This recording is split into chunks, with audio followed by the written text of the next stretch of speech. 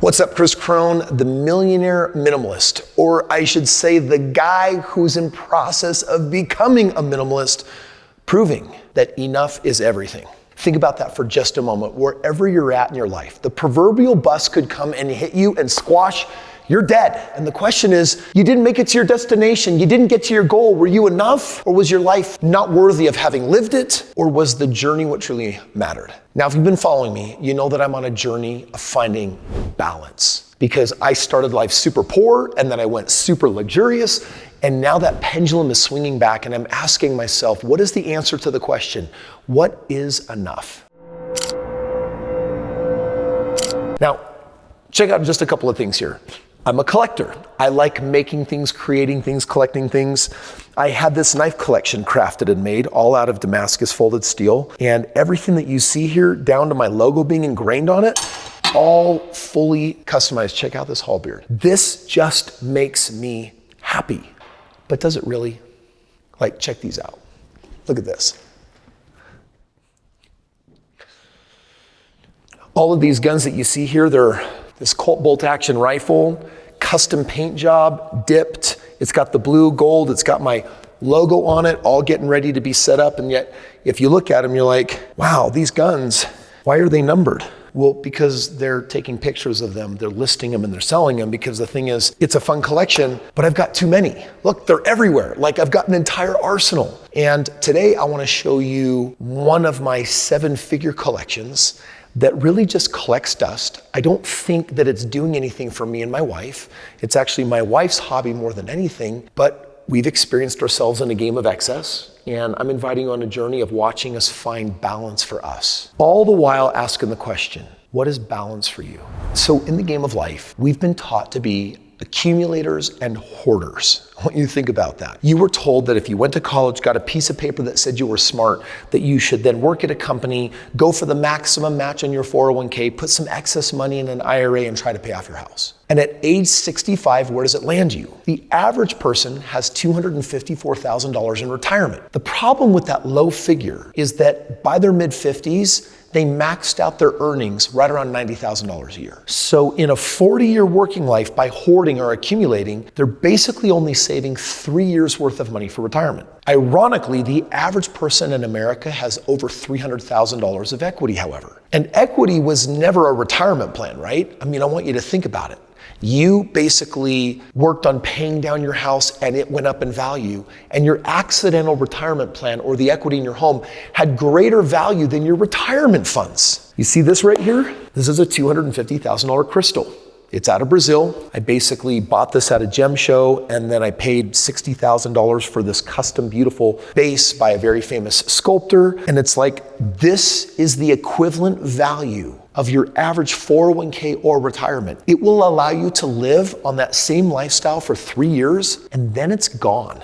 Now, the difference between a 401k and the stone is that the stone actually goes up in value more than your 401k. The 100-year average on the stock market, taking inflation into account, is 3.5%. Now, the reason why I'm talking about this is because this segment is called the Millionaire Minimalist, not the minimalist broke as a joke, I got no money. How you become a millionaire minimalist is, instead of putting your money into excess, or instead of buying stuff, and instead of just putting it in a 401k or IRA, which won't accumulate, its growth rate, its compound interest is single digit. So in your working life of 40 years, it's never going to become a meaningful amount of money. You would need 6 or 7 lifetimes for it to grow into millions of dollars for the average person. So the reason why we're having this conversation is because I want you to look at your spending habits right now. And if you're going after 401ks, IRAs, and paying off your house the way the average American is taught, that's an accumulation mindset. And the problem with that mindset is that if you're one of the best penny pinchers on the planet, you still can't save enough money in your working life to have it cover 30 years of retirement. The math never adds up, which means we have to start thinking different about money and the things we collect. This is my wife's private crystal collection. There are some crystals here that are only worth a few $100, and there are some crystals here that are worth tens of thousands of dollars, and there's some of them that are even worth over $100,000 in this room. And when I built my wife this salt room, I wanted a place for her to basically collect. Now, there were two things happening. The first one is my wife loves crystals. And so I'm like, okay, she's really good at haggling. She can buy a lot of these crystals for 60, 70, or 80% off. And so she's really good at buying them below market. Most of these crystals will go up between 10 and 20% every single year. So they are a store of value. If you were to compare it to the dollar, they are a better store of value, because what happens to the dollar every year? We always talk about it. It's called inflation. We're measuring the amount of value that the dollar loses, either because of poor economy, bad economic decisions, or the fact that the government can just print trillions of dollars, which devalues the dollar. Right now, inflation's sitting right around 4%. Right now, the average 401k is making 4%. What does that mean? It means that because your 401k uses the dollar as a store of value and is equivalent to inflation, you're basically making no money on your retirement. These crystals, however, if they go up 10 to 20%, then 5 or 10 or 20 years later, they can be sold and we can make a lot of money on them. After 10 years, they could double or triple in value. So they're a different kind of store of value. Now, why am I bringing this up? Because part of becoming a millionaire minimalist, which means someone who has sufficient for their needs. They have the money they need to travel and live the life that they want, but they're not living in the excess of extravagance. There's no visions of grandeur. They're not throwing their money away. As the minimalist, they're going for meaningful expression of life. So what is wrong with a 401k or an IRA? It's a bad store of value. And if you work really hard, you might be able to bring it to a valuation of $1 million.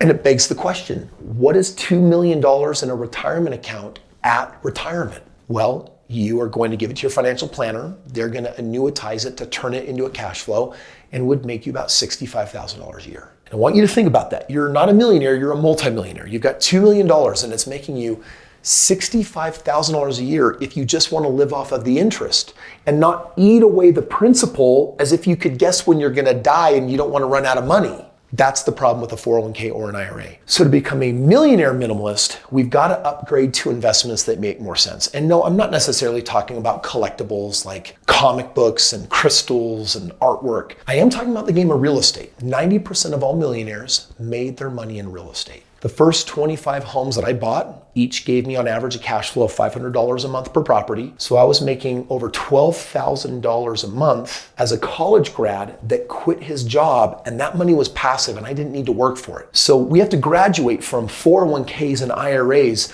that produce an average of 4, 5, or 6% on the 30-year average. We got to move them into investments that can pay us 30, 40, 50, or 60%. My average ROI on my last 2,130 rentals is 60.65%. Right now, I am liquidating some of my crystals. Now, my journey is for you to witness me taking the minimalism that I've shifted to in my heart with some of my life-changing experiences and actually become the millionaire minimalist, which means I'm changing my lifestyle. And I got a video right here I'm going to insert of my wife selling her very first crystal. This is a Boulder opal. She bought it a couple years ago for $50,000. It belongs in a really nice museum. We called the seller of it. They decided to buy it back for the same price of $50,000. And we liquidated that money because that rock, that $50,000 of value, we weren't getting value. It literally just sat right here in this collection collecting dust, and it wasn't actually creating value. And that's what we recognized. We own things that cost money, and yeah, they might go up in value, but they're not creating value for us. Hence, we're living in excess. And our journey is to subtract that excess to find balance. If you're working hard for your retirement by stashing cash in a 401k or an IRA, or by putting money towards your house to get it paid off sooner, you could be making 27 times more money in the game of real estate, hands-free, fully turnkey. People all over the world watch my videos on social media, and then they partner with me, and I take their 401ks, IRAs, and equity in their home, and I convert it into a massive real estate portfolio worth millions of dollars. If you want the details on what that looks like, click the link below. Let me show you. Now, am I saying that you need to pick cheap hobbies? I'm not. What I'm saying is you've got to financially prioritize how you know you're going to get to the end game. financially at retirement, when you don't want to work anymore, how do you know that you've done the math correctly to have enough money? And if you pick a hobby that's too expensive, then you may never get to the end game. And I hope the hobby was worthwhile. This is my wife's hobby right here. This is what we call her crystal garden. It's where we've basically merged beautiful real life plants and we've put them with her crystals and they're on display. It took us 6 years to collect all the crystals that you see here. This one I went all the way to Brazil to collect. And when you look at this has been a good hobby from the point of view that it's been a good store of value. Our net worth, our assets have gone up with this particular hobby, but we're also recognizing that some of the hobby has become excess because it's not delivering value for us. In other words, all things come to an end. At some point, you collect enough. You see this collection? I don't know if there's a crystal on the planet that my wife doesn't own by type. In other words, we kind of outgrew the hobby. We kind of did it all. She's got her high-end museum grade collection. She's got her low-end collection. She has this fun garden. She's also got crystals upstairs. In fact, dude, you got to check this one out. This is crazy. We're heading to my wife's meditation room. And years ago, we had an opportunity to buy this $500,000 crystal at like an 80% discount. It's a stunning piece, but it's big. We almost had to build the house around it. And it's right over there. I don't know if that looks big or small to you.